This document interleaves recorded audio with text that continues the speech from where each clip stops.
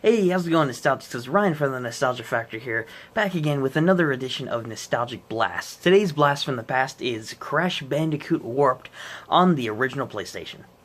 As the previous episode, guys, is when I did Pokemon Leaf Green on the Game Boy Advance with Toxosaurus. In this edition of Nostalgic Blast, I'm going to be teaming up with Jeff Johnson from GameOnGNT. Really cool guy that I've done a fair amount of collaborations with, and we're going to be going into his part of the review after I give my portion on what I think of Crash Warped. Crash Bandicoot Warped was the third installment of the original Crash trilogy developed by Naughty Dog back in 1998. It is now remembered as one of the most staple platformers made in the original era, and is still really remembered today as evidenced by the Crash Bandicoot Insane Trilogy, the remastering of the original Crash games. Out of the original trilogy, Crash Bandicoot 2, as we previously discussed in that Nostalgic Blast review, which we did do on Crash Bandicoot 2 Cortex Strikes Back, it is considered to be the best in the original trilogy. However, Crash Bandicoot Warped took a different approach from the regular platforming that Crash was known for, spliced it in with various different time travel themes based around the story, as well as introducing a ton of vehicle segments, which Crash Bandicoot Warped did an amazing job with and made it stand out from the other Crash games. It's also worth noting that while Crash Bandicoot 3 took a major approach to the series by splicing in these various unique vehicle segments, it did it better than what Wrath of Cortex could ever have possibly done. First thing I'd like to discuss about Crash Bandicoot Warped while going into the good things about the game and then the not so good things at the end. First off, this game does the graphics beautifully on this game. The amazing visuals that Naughty Dog put into this game, while only working on it for about 10 months after the previous release of Crash Bandicoot 2 back in 1997, the visuals in this game are absolutely amazing. With the beautiful reflection off the waves in the Coco's jet ski levels, or the lava reflecting off of the giant dinosaurs chasing Crash throughout the prehistoric ages, this game does the visuals so well that Crash Bandicoot Warped is visually impressive compared to the other games in the series, with each of the different time periods standing out with unique designs, different features, aspects, characterization, and overall each has its own sense of identity, even playing through stages similar to each other from various time periods, such as the medieval stages, prehistoric levels, jet ski levels, underwater levels, and various other animal segments that we have in the game, such as Purr the Tiger. It makes stage each feel unique regardless of what time period you're playing through, even if it does look the same. Besides the amazing visuals, this game is also very musically inclined, with various different themes being taken into each individual time period, beautifully composed by the folks over there at Naughty Dog back in the day, and my personal favorite stage music being the Caribbean-type music, which is absolutely amazing. From the Coco jet ski levels, that music is pumping. And besides the unique stages each having their own different music track, a really cool unique feature that Crash 2 did not have, because I know Crash 2 is, again, the preferred game for music as well for a lot of people, the bonus levels in those in Crash 2, while it did have some really unique aspects to it, Crash 3 takes the main theme song of Crash, and depending on what time period you're in, such as the future or the dinosaur level or something like that, the theme song plays in tune with the time period it's based off of, so that's a really unique feature of the music. Now, the story behind this game is definitely the best in the original trilogy by far. This game actually has a decent amount of story, considering the type of game it is. While Crash Bandicoot is known for its unique, quirky stories, especially in the early games, the gameplay and platforming is the real focus of the game. But my oh my, though, the story in this game is actually pretty good. Now, while the story itself may not even be unique to a lot of people, it does do the job very well for our cartoony Crash adventure, with Crash Bandicoot and his sister Coco and the magical Dr. Mask Aku Aku going to stop Aku Aku's twin brother Uka Uka from taking over the world with Dr. Neo Cortex by going through various time periods in the time-twisting machine to collect crystals and gems in order to, you guessed it, take over the world. Besides the actually really great story, especially by Crash Bandicoot standards, each of the unique bosses that you fight in this game individually talk to you throughout each level that you go through, adding a really great depth of characterization as they trash talk you as you go your way to kick their butt. And by the way, while I'm on the story, the ending segment of this game after you collect all the crystals, gems, and time trials, which again is required if you want to get the full ending, with Cortex and Entropy, the inventor of the time-twisting machine in this game, turned into babies and fighting over a distraught Uka Uka, it's a really great and satisfying ending, and again, a really crushing and humiliating defeat to Cortex and all the other villains that are in the game. So overall, this game also nails it pretty much with the story and makes the endgame content actually worth going through all the time trials and the crystals and the gems.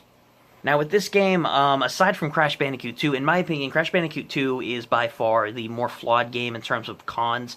Crash 2 is still a masterpiece of a game, and I still highly recommend it to people to play to this day, but it does have its fair share of problems such as ice physics, level development, pacing issues, and overall, the game just not being structured as well, in my opinion, as Crash 3, which has a way more diversity with levels, such as the animal levels, the vehicle levels, and the different platforming segments. I know a lot of people don't like Crash 3 as much as Crash 2, because Crash 2 is a pure platforming game in the Crash Bandicoot series with a few vehicles in there, while Crash Bandicoot 3 is about half and half with vehicles and platforming, I think it still works in Crash 3's favor by far, but Crash 3 isn't perfect by any means, as Crash 3, while it does have a great amount of vehicle levels, not all the vehicles work all the time control-wise.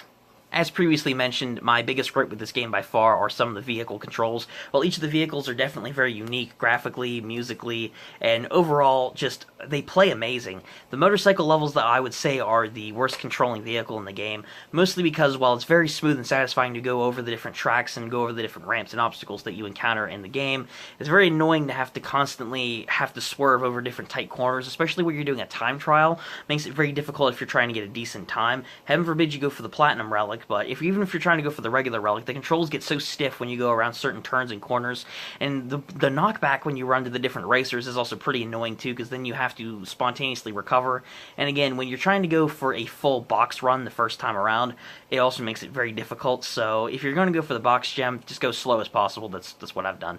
Overall, though, with all the things that I've discussed about the things that I love, like the graphics and the music, the story, the added characterization, and everything else that I've mentioned, aside from a few control issues here and there with the game, Crash Bandicoot 3 is an amazing game. If you have not played this game, I highly recommend you pick it up on the PS Store. I get a physical copy for the PlayStation. If you have a physical copy, good for you.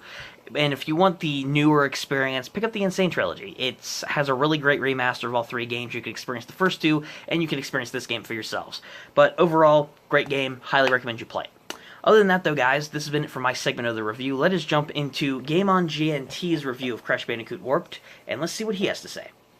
Crash Bandicoot Warped is the third installment in the Crash game series, an immediate follow-up to game number 2, Cortex Strikes Back. This is Crash when he was at his most popular, and Warped is considered to be one of the best games in the first Crash trilogy.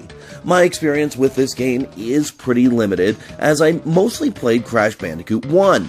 I did revisit it over the last week, though, and can happily say that Warped stands the test of time, especially with its inclusion in the recent Crash Bandicoot Insane Trilogy collection. First, let's visit the game's story. The game begins with the Cortex Vortex, Dr. Neocortex spaceship from the second game, crashing into Earth and releasing an evil entity known as Uka Uka in the process. Uka Uka is a tribal mask, but he's also the evil younger twin brother of Aku Aku. When did he get a brother? Yes, Crash's mask friend has a brother. Also, how exactly can you be a younger brother if you're twins? Especially in the case of deity masks. In any case, they're twins, one's good, one's bad, and now you have to travel through time to fight Cortex's goons and the new mask. This time around, you have both Crash and Coco Bandicoot to play in various time travel levels. Some have you running into the background like traditional Crash fare. There's also runaway levels, riding animal levels, underwater stages, and boss fights.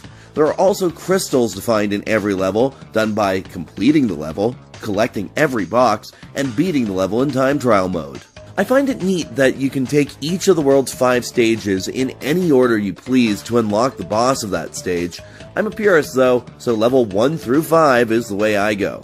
Again, my experience with Crash Warped is limited, but it's definitely a great Crash game. I find sometimes controls can be sensitive, like when you're dashing around in Coco's jet ski, or when you're trying to jump on a precise box in each stage's bonus stage. All in all though, the game is great. One of the best classics in the PlayStation lineup. There's a reason it's one of the system's best-selling games. Not sure why it's not included on the PS1 classic, but that's another story to tell. If you want to play some Crash for yourself, I'd suggest downloading the PS1 port through PSN for like $5. You could always buy the recent Insane Trilogy for PS4 and Xbox One. That way you get all 3 original Crash games together and remastered. That's all from me on this one. I'm Jeff Johnson from GameOnGNT, and JJ Plays Everything. Thanks for watching.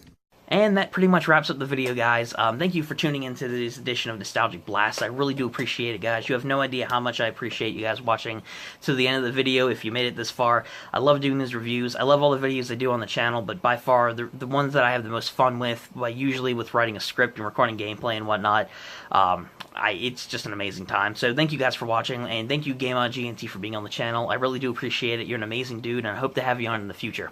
If you guys want to go check out his content for yourselves, which I do highly recommend, he's a really great dude and a very nostalgic guy is that, go check him out in the description down below. And if you guys did enjoy today's video, be sure to give it a big old like, subscribe to the channel if you want to catch our future gaming videos coming your way as always, and comment down below what you guys thought of today's review, Crash Bandicoot Warped, or your thoughts in general.